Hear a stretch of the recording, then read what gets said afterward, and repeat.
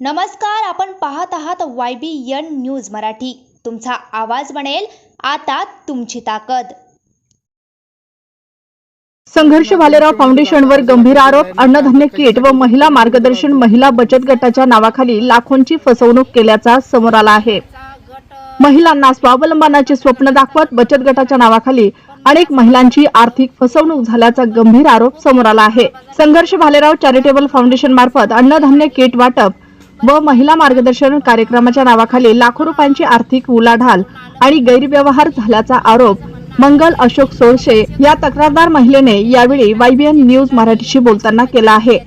तक्रारदाराच्या म्हणण्यानुसार संस्थेच्या नावाने व्यवहार होणे अपेक्षित असताना अनेक व्यवहार हे संस्थेत कार्यरत असणाऱ्या कर्मचाऱ्यांच्या वैयक्तिक बँक खात्यामधून लाखो रुपयांचे व्यवहार करण्यात आल्याचे त्यांनी पुराव्यानिशी दाखवून दिला आहे। संस्थेचे अधिकृत खाते नाही का असा प्रश्न निर्माण झाला आहे आणि जर आहे तर वैयक्तिक खात्यांमधून आर्थिक व्यवहार का करण्यात येतात असा सवाल यावेळी उपस्थित होत आहे। तसेच गोरगरीब महिलांना विविध योजना मदत व लाभाचे आश्वासन देऊन त्यांच्याकडून पैसे घेतल्याचा आरोपही करण्यात आला आहे। त्या पैशाचा स्पष्ट हिशोब न देता रक्कम कर्मचाऱ्याच्या वैयक्तिक खात्यामध्ये जमा करण्यात आल्याचा दावा तक्रारदार मंगल अशोक सोळशे यांनी केला आहे। या प्रकरणी संबंधिताविरोधात कारवाईची मागणी करत शेकडो पीडित महिलांनी N7 पोलीस ठाण्यात तक्रार अर्ज दाखल केला आहे। या संपूर्ण प्रकरणाची निष्पक्ष व सखोल चौकशी करून सत्य समोर आणावे आणि दोषींवर कठोर कारवाई करावी अशी मागणी यावेळी करण्यात येत आहे। म्हणजे प्रायव्हेट अकाउंटला तुम्ही पैसे मारता का? संघटनेच्या अकाउंटला पैसे मारत नाही का? अकाउंटला पण घेते सर, पण कॅश घेते। पेपर खाली घ्या। कॅश घेते।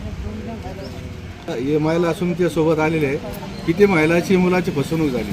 आमच्या महिलांची तरी पण आमची 200 महिलांची फसवणूक होईल। म्हणजे मुलांचे 70 मुलांची आणि 150 मुलांची फसवणूक झाली। मुलांचे वय काय आहे? मुलांचं असं बोलते सर, ते आपल्याला पहिलं सांगते 11वी 12वी नंतर बोलते ते आपले 5वीचे बी चालन, पहिलीचे पण चालन, त्यांची आई पण आणा। तुम्ही कसं काय पेमेंट घेतलंय लोकांकडून?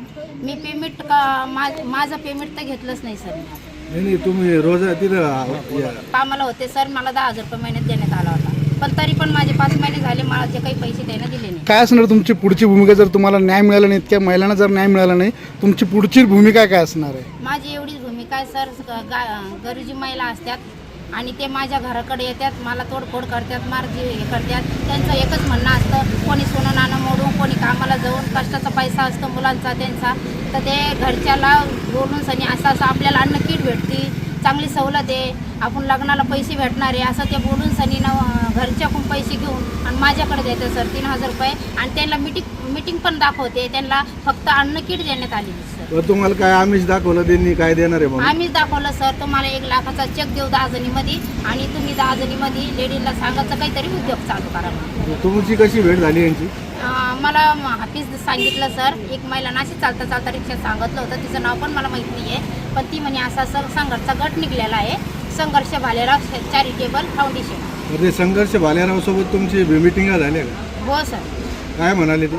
मीटिंग झाली, मॅडम तुम्ही 7लाच यायला पाहिजे, पण मी म्हणलं सर महिलांचं आवडतं आहे, मी तुमच्याकडे येणार 11-10 वाजता येते सर, तुमचं स्वागत होईल, तुम्हाला आम्ही 1 लाख रुपये देऊ, महिलांना तुम्ही सांगायचं आणि 10 गटांनी करायचे, तुम्ही 100 गट आणायचे असं ते मला बोलते। तुम्हाला धमकी वगैरे काही आले? हां, धमक्या देते सर। मी त्यांना सांगितलं आम्हाला किट नाही भेटली गटाला, तर ते डायरेक्ट काळ्या कपड्यामध्ये दंडे असते त्यांच्याजवळ, ते डायरेक्ट मला सांगते की जाती का नाही इथून, तुझे देऊ पुढ्या महिन्यात देऊ आपण असं बोलते। आता तुम्ही पैशाचं तुमचं प्रकरण पोलीस स्टेशनला आला, तुम्हाला काही धोका वगैरे आहे का जीवाला? धोका आहे सर, मला फक्त संघर्ष भालेरावचा धोका आहे, त्यांचे जे कस्टमर आहे त्यांचे धोका आहे, ते जिवंत मारायची धमकी दिली। अशाच नवनवीन ताज्या घडामोडी बघण्यासाठी लगेच आमच्या YBN न्यूज या मराठी चॅनलला सबस्क्राईब करा, लाईक आणि शेअर करा आणि हो बेल आयकॉनवर क्लिक करायला विसरू नका।